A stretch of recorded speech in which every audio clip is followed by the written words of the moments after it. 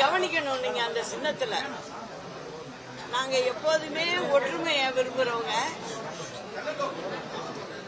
எல்லோரும் ஒன்றாக இருக்கணும் அப்படிங்கிற எண்ணத்தை தவிர வேற எண்ணமே எனக்கு கிடையாது.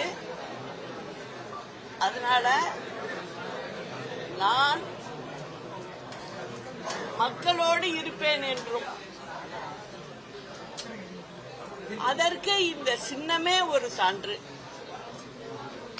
ஒரு கூட்டு குடும்பம் போல் இந்த சின்னம் அமைந்திருக்கிறது. இது மக்களோட சின்னம்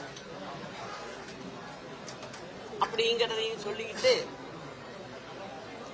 வரும் சட்டமன்ற தேர்தலில் தமிழ்நாடு மற்றும் பாண்டிச்சேரி இரண்டிலும்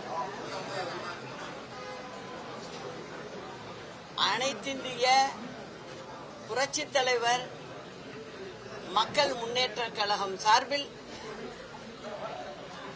தென்னை தோப்பு சின்னத்தில் வேட்பாளர்கள் வருவார்கள். அது உங்கள் வீட்டு சின்னம்.